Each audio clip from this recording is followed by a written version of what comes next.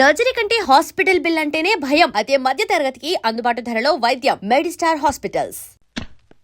అప్పుడు ఆ రాజుగారు సారీ అల్లుడు గారు, ఇక్కడ హౌస్ఫుల్ ఏంటి? అదేనండి, రూము నిండినది అంటున్నారు. ఈ లగేజ్ ఎవరిది? మా ఇద్దరిదే. ఏం లేదల్లుడు, మా లవంగం గారికి లివర్ లో చిల్లి పడింది. మరేనండి, ఆ టెస్టులకి వాటికి ఓ నెల రోజులు పడుతుందన్నారు. హాస్పిటల్లోనూ లాడ్జిలోనూ ఉంటే నువ్వు ఫీల్ అవుతావని ఇక్కడికి తీసుకొచ్చేసా. మీరిద్దరు ఇక్కడ పడుకుంటే నేను పప్పి ఎక్కడ పడుకో? నేను పిల్లలు ఇక్కడ పడుకుంటాం, మీరు వెళ్ళి ఆ గదిలో పడుకోండి. ఆ గదిలో ప్రియా ఉందిగా. ఉంటే ఏమైంది? మీరు మమ్మీ డాడీ లేగా ఓ చోటు పడుకోవచ్చుగా. విన్నావా లవంగం, పిల్లలకి ఎలాంటి డౌట్లు వస్తున్నాయో? కాన్వెంట్ చదువులు, కంప్యూటర్ బ్రెయిన్లు, టోటల్ గా జనరేషన్ ఫాస్ట్ అయిపోయింది. ఫాస్ట్ డాడీ, ఆ రూమ్ లో మమ్మీ ఒక్కచండి, వెళ్ళి అక్కడ పడుకోవచ్చుగా. నిజం చెప్పు, ఇన్ని డైరెక్షనేగా? కాదు, ఈవీవి సచిన డైరెక్షన్. ఆహా, మాకు తెలుసు గాని ఒక్కసారి అలా బయటకు వస్తావా? అమ్మా, ఆశ దోశ అప్పడం. బయటకు వస్తే ఏం జరుగుతుందో నాకు బాగా తెలుసు. ఏం జరిగినా ఇక్కడే పిల్లల ముందే జరగాలి. డాడీ, మమ్మల్ని డిస్టర్బ్ చేయకుండా నువ్వు వెళ్ళి అక్కడ పడుకో. తాతయ్య మాకు మంచి కథలు చెప్తున్నాడు. ఆ తర్వాత ఆ రాజుగారు ఏం చేశారంటే 7 కొడుకుల్ని తీసుకుని వేటకి వెళ్ళారు. సారీ అబ్బాయి గారు, ఈ సోఫా నేను కబ్జా చేశాను.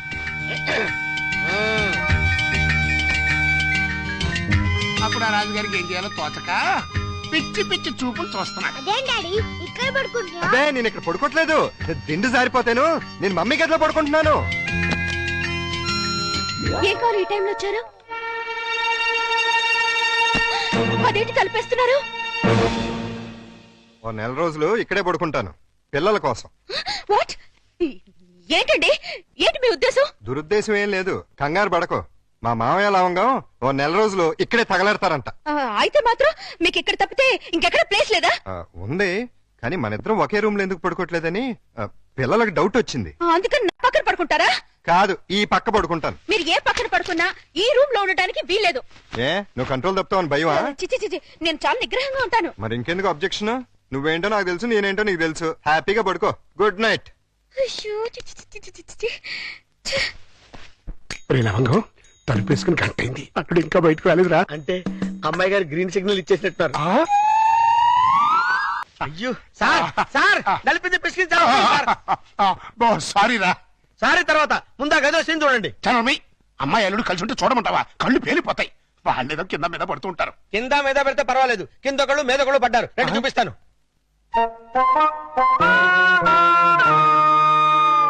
చూసారా, గుర్రాన్ని బారు దాకా తీసుకెళ్ళగలగాని బీరు తాగించలేం కదా. నేను తాగిస్తా. ఎలా తాగిస్తారండి? ఓరి నా పుచ్చు లవంగం, ఆ. 2 ఇళ్ళని ఒకే ఇల్లు చేసామా? చేసాం. 2 బెడ్రూమ్లు ఒకే బెడ్రూమ్ చేసాం. చేశాం. అలాగే 2 పక్కల్ని ఒకే పక్క చేస్తాం. భర్తపై అనుమానంతో విడాకులు తీసుకున్న అంబిక. ఏమండి, నేను ఏమన్నా అంటే అన్నా ఉంటారు కానీ అనుమానంతో విడాకులు తీసుకుంటారని ఎవరైనా? ఏంటో అదేంటల్లుడు, బట్టలు నువ్వు తీసుకెళ్తున్నావు.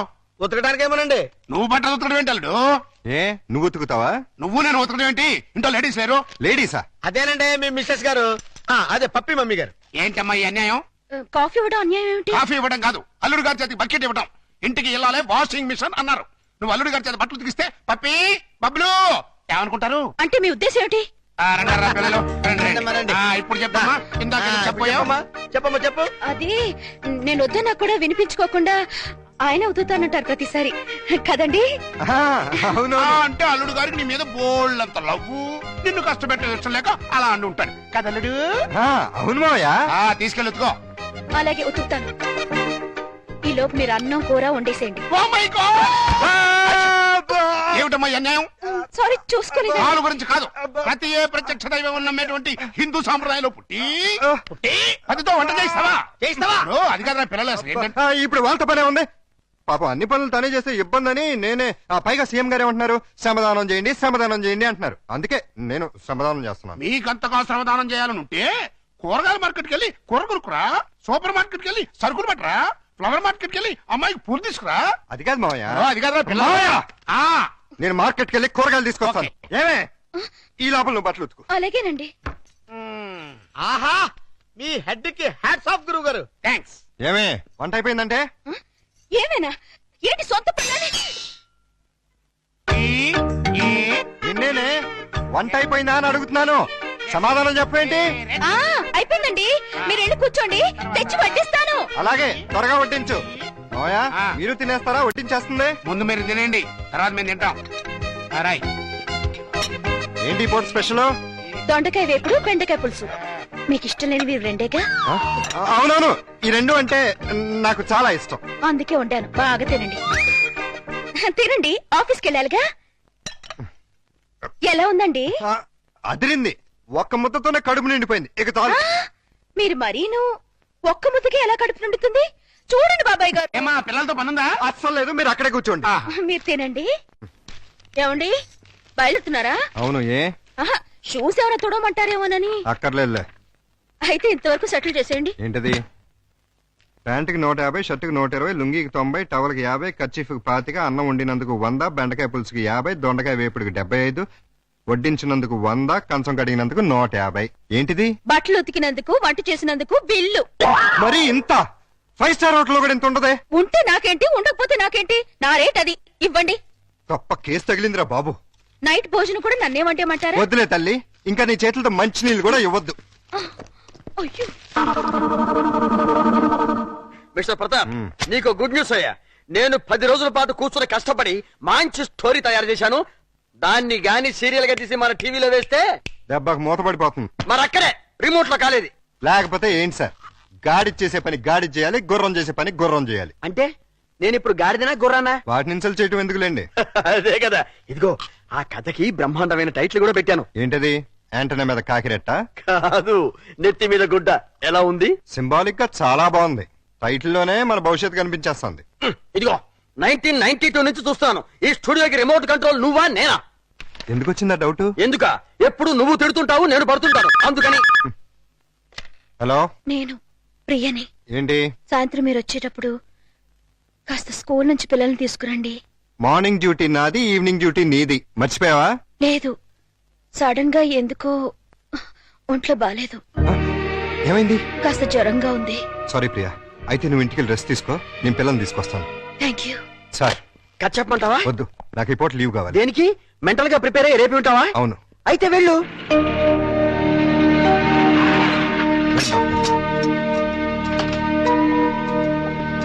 త్వరగా రండి.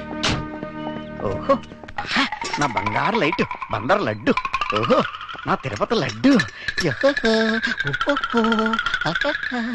ప్రియా, ఎలా ఉంది? అయ్యో, జ్వరం ఎక్కువగా ఉంది, డాక్టర్ గారు చూడండి.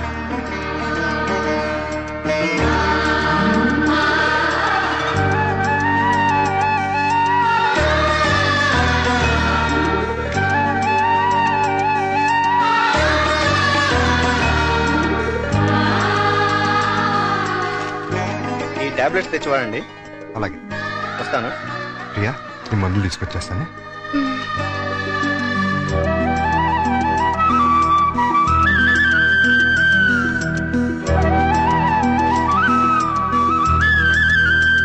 ప్రియాలే, టాబ్లెట్స్ తీసుకో.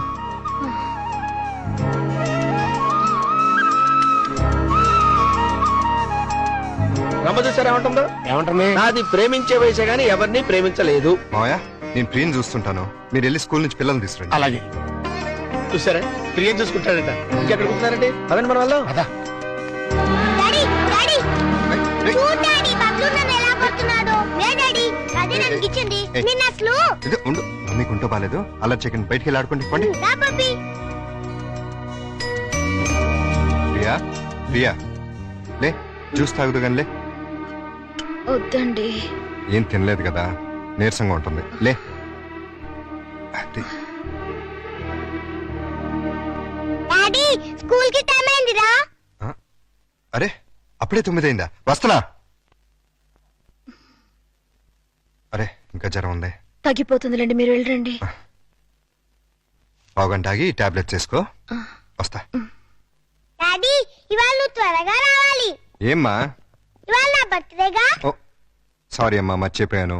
Happy birthday పపి darling. అది same dialogue. Thank you daddy. Evening పెద్ద కేక్ తెచ్చి పార్టీ ఇవ్వాలి. మా ఫ్రెండ్స్ అందరినీ పిలుస్తాను. ఇవాళ పార్టీ వద్దులేమ్మా, ఏ? మమ్మీకి ఒంట్లో బాలేదు కదా. వచ్చే సంవత్సరం 2 పార్టీలు గ్రాండ్ గా చేద్దామే. మా ఫ్రెండ్స్ అందరికి చెప్పేశాను డాడీ. పార్టీ ఇవ్వకపోతే ఫీల్ అవుతారు వాళ్ళు. అమ్మకు బాగున్నప్పుడు పార్టీ ఇస్తే అమ్మ కూడా ఫీల్ అవుతుంది కదా మరి. అయితే వద్దులే. Good girl. పదండి, స్కూల్కి టైం అవుతుంది, పదండి.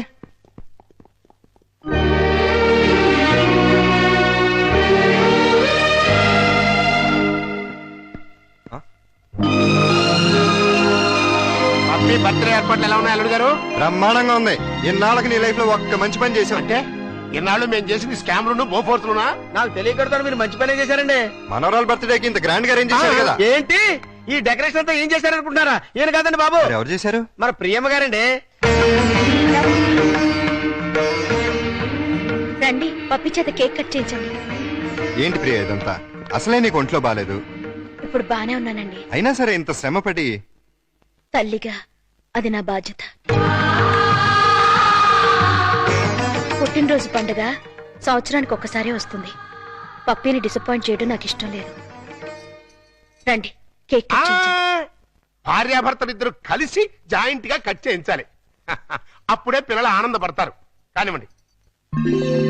త్వరగా కట్ చేయించండి, ఆకలి వస్తుంది. పప్పి హ్యాండ్ లేదు గట్టిగా. Happy birthday to you. Happy birthday to you. Happy birthday to you. Pakistan ఇండియాలో ఉండే అల్లుడు అమ్మాయి ఇవాళ హైదరాబాదు సికింద్రాబాద్ లా కలిసి మెలుతున్నారా? ఇంకా 10 రోజులు ఆగితే వాళ్ళిద్దరి మధ్య బాగా ఎఫెక్షన్ పెరిగిపోయి విజయవాడ బెజవాడ ఒకటైపోతారు. అయితే ఇప్పుడే వాళ్ళని విడదీయాలి. విడదీయాలా? ఖాళీగా ఉన్నోడు క్యాట్ కటింగ్ చేయడం అంటే ఇదే. వాళ్ళిద్దరు విడిపోయినంత కాలం కలపడానికి ప్రయత్నం చేశారు. తీరా వాళ్ళిద్దరు కలవబోతుంటే విడగొడతారంటారేంటి? ఆత్రేయ గారు ఏమన్నారు? మీతో ఏమన్నా అన్నారేమో గానీ నాతో ఏమనలేదు.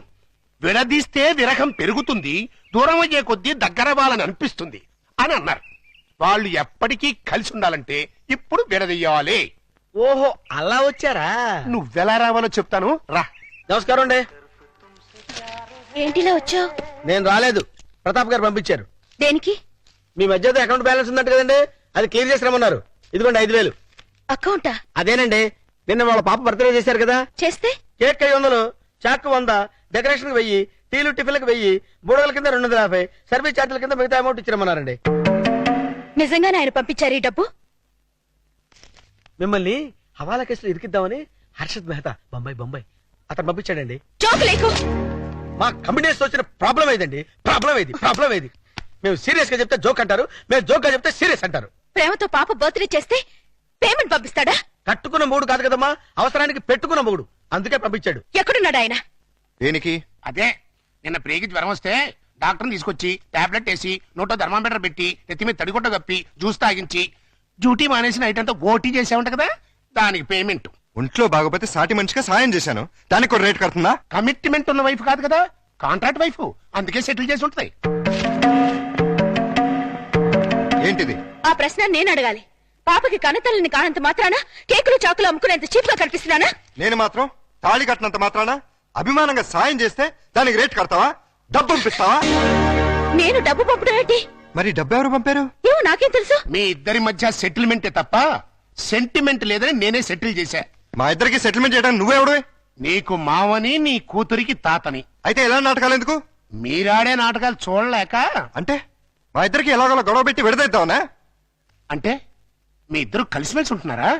కాపురం చేస్తున్నారా? కాపురం చేయకపోతే మాత్రం కలిసే ఉంటున్నావుగా. ఎందుకు? ఎవరిని ఉద్ధరించడానికి? అగ్రిమెంట్ కాపురం, సెటిల్మెంట్ వ్యవహారం. ప్రేమగా పప్పికి పుట్టినరోజు చేస్తే దానికి వెల కడతారా? తప్పే ఉందమ్మా. ప్రేమగా చూసుకోవడానికి, ఫ్రీగా చేయడానికి పప్పి నీకేమన్నా చుట్టమా? ప్రియా పప్పికి తల్లి. తల్లే? ఏ వరుసలో? కంటే కన్న తల్లి అవుతుంది, నిన్ను కట్టుకుంటే సవిత్ తల్లి అవుతుంది, దాన్ని పెంచుకుంటే పెంపుడు తల్లి అవుతుంది. ఈ మూడు కాకుండా ఈవిడ ఇంకే రకంగా తల్లి అవుతుంది? ప్రేమానురాగాలు పంచే ప్రతి ఆడది తల్లే. ప్రేమానురాగాలు పంచే ఆడది పెళ్ళాం ఎందుకు కాకూడదు? అంటే ఏంటి నీ ఉద్దేశం? నేను అడిగేది కూడా అదే. ఏమిటి నీ ఉద్దేశం అని. నీకేమవుతుంది? గండ, లవరా, పెళ్ళామా, లేక ఉంచుకున్నదా? నోర్మై! నేను మోస్తాను, కానీ లోకం నోరు మోయించలేదు. లోకంతో మాకు పని లేదు. కానీ నాకు పప్పికి ఉంది. పప్పి గురించి నువ్వేం దిగులు పడక్కర్లేదు. ప్రియ వచ్చిన తర్వాత తను చాలా సంతోషంగా ఉంది. రేపు ప్రియ వెళ్ళిపోతే ఎక్కడికి వెళ్తుంది? ఎందుకు వెళ్తుంది? అంటే నిన్న పుట్టినరోజు చేసిన ప్రియ రేపు దగ్గరుండి నీ కూతురికి పెళ్లి కూడా చేస్తుందా? చేస్తుంది. కాళ్ళు గడిగి కన్యాదానం కూడా చేస్తుందా? తప్పకుండా చేస్తుంది. అంత ఖచ్చితంగా ఎలా చెప్పగలుగుతున్నావు? ప్రియ మీద నాకు నమ్మకం ఉంది. అగ్ని సాక్షిగా కట్టుకున్న పెళ్ళామే నిన్ను కాదనుకుని వెళ్ళిపోయింది. ఏ సంబంధము అనుబంధము లేని ఈ కాంట్రాక్ట్ పెళ్ళాం చివరిదాకా ఎందుకుంటుంది? చూడండి, మీరు పిల్లల కోసం మొగుడు పెళ్ళాల్లాగా నాటకం ఆడుతున్నారు. బాగుంది, చాలా బాగుంది. కానీ రేపు బబ్లు పప్పిలకి ఊహ తెలిసిన తర్వాత మీ ఇద్దరి మధ్య ఉన్నది పవిత్ర బంధం అనుకుంటారా, అక్రమ సంబంధం అనుకుంటారా? 4 గోడల మధ్య మీరు వేరువేరుగా పడుకున్నా నలుగురు దృష్టిలో మీరు ఆడే నాటకం ఫ్రెండ్షిప్ కాదు, ప్రాస్టిట్యూషన్ అంటే వ్యభిచారం. చిన్నపిల్లలు అమ్మా నాన్న ఆట ఆడితే తమాషాగా ఉంటుంది, కానీ పిల్లలున్న మీరు అమ్మా నాన్న ఆట ఆడితే అసహ్యంగా ఉంటుంది.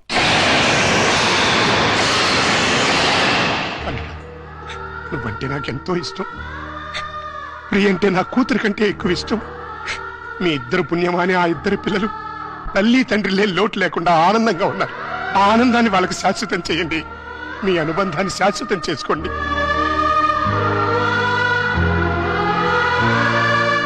మీ ఇద్దరికి ఒకరంటే ఒకరికి ఇష్టం ఉంది, ఒకరి మీద ఒకరికి ప్రేమ ఉంది, కలిసి బతకాలని కోరిక ఉంది. కానీ చెప్పుకోకుండా ఒకరినొకరు మోసం చేసుకుంటున్నారు. ఎందుకు? అయినా ఇందులో తప్పే ఉంది. మీ ఇద్దరి జీవితాల్లోనూ గతం ఒక పీడక, అది మర్చిపోయి ఆనందంగా జీవించండి. కాదంటే ఈ నాటకానికి తెరదించేయి. పిల్లలకు నిజం చెప్పాను. తల్లి తండ్రి లేరని 4 రోజులు ఏడుస్తారు, ఆ తర్వాత మర్చిపోతారు. అంతేకాని ఇలా ఉండి లేకుండా వాళ్ళ నలుగురిలో నవ్వులు పాలు చేయకండి. ఒక్క మాట, రేపటి నుంచి ప్రియ నీ భార్యగా ఉంటేనే పప్పి ఇంట్లో నీ కూతురుగా ఉంటుంది. లేకపోతే నా మనవరాల్ని నీ నుంచి శాశ్వతంగా దూరం చేస్తా. అడ్డొస్తే కిడ్నాప్ చేసి మరీ ఎత్తుకుపోతా.